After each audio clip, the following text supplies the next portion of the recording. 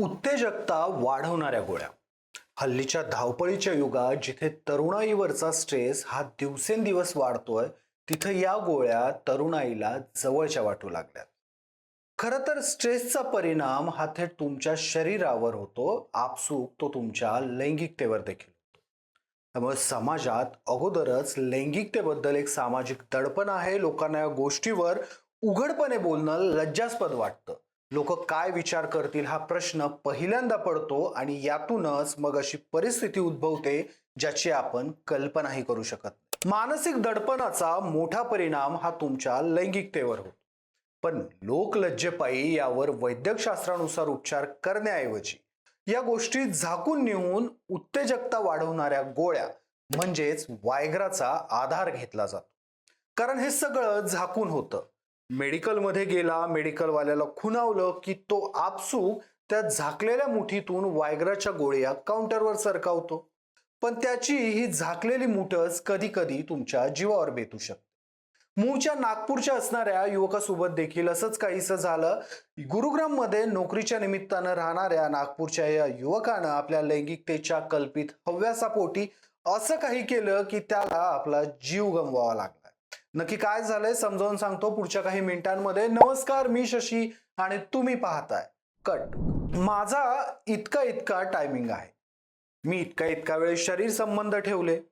पुरुष मित्रांमध्ये या गोष्टींच्या फुशारक्या मुलांकडून वारंवार मारल्या जातात. त्याचं कारण म्हणजे कोण जास्त वेळ शरीर संबंध ठेवतं यावर त्याचं पुरुषत्व अवलंबून असतं. हा एक गोड गैरसमज इथल्या बहुतांश मुलांच्या मनात आहे.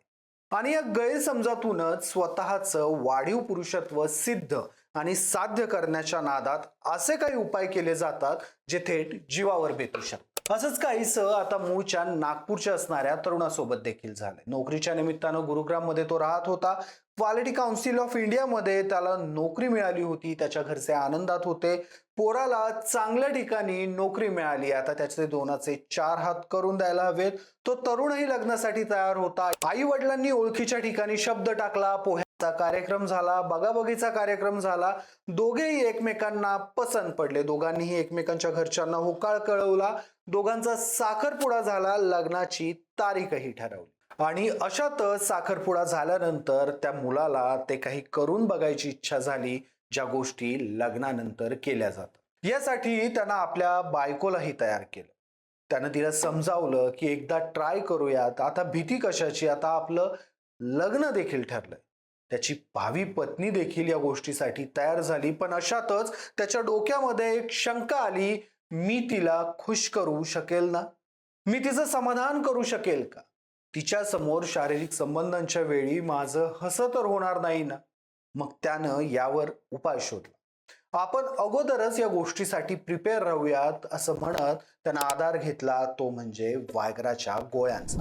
21व्या शतकात जिथं हातात मोबाईल आणि एका क्लिकवर इंटरनेट उपलब्ध होतं, तिथं आजकाल वायग्रा ही गोळी लहान वयात देखील सगळ्यांना माहीत होती.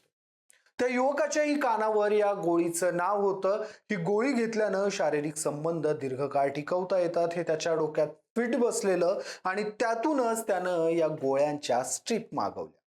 प्रेमाच्या युद्धासाठी आपण पूर्णपणे तयार राहायचंय.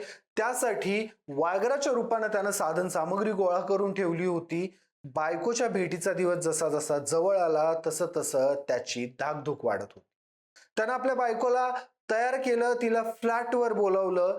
ती तयार देखील झालेली. ती यायच्या अगोदर त्यानं या स्ट्रीप मधल्या काही गोळ्या खाल्ल्या. त्यावेळी तो आनंदात होता. त्याचं मन फुलपाखरू बनून उडत होतं. आता काही वेळातच त्याचं जग त्याच्या कुशीत असणार होतं. या जगासोबत होणारं युद्ध त्याला प्रेमानं जिंकायचं होतं. गोळ्या खाऊन ती आल्यानंतर तिच्यासोबत काय काय गोष्टी करायच्या या गोष्टींची स्वप्न तो डोळे बंद करून पाहत होता. वेळ पुढे सरकली आणि त्याला झोप लागली.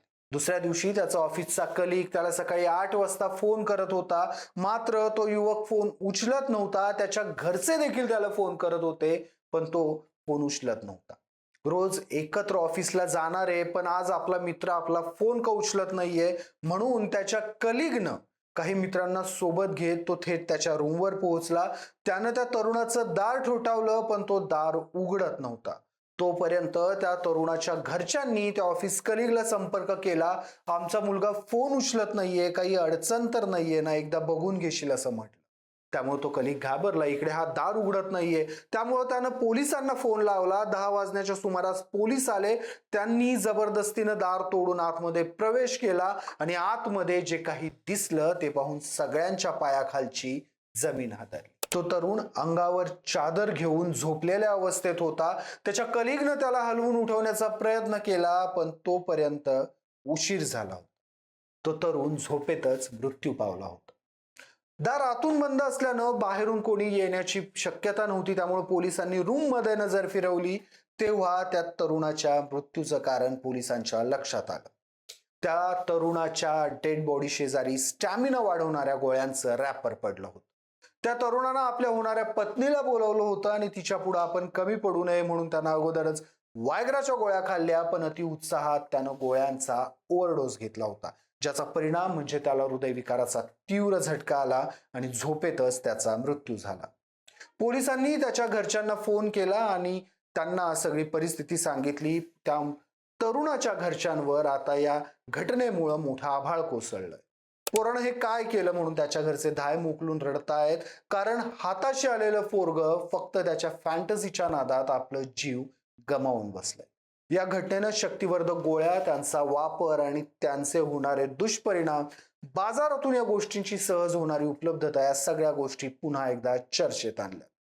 मुळातच या गोष्टी लोकांना सेल्फ डिमांडवर मिळाव्यात का आणि त्या किती प्रमाणात मिळायला हव्यात, हा प्रश्न आता पुन्हा एकदा सोशल मीडियात चर्चेत आला. तुम्हाला या घटनेबाबत काय वाटतं? अडाणीपणासाठी किंवा अशा खोट्या फॅन्टसीसाठी पुरुषत्वाच्या हट्टापायी मुलं जीव गमवत असताना लैंगिक शिक्षण हे सक्तीचं आणि गरजेचं केलं पाहिजे का? सेक्स फार वेळ केला म्हणजेच तुम्ही पुरुष असता, या गैरसमजातून आता मुलांना बाहेर काढणं गरजेचं आहे का?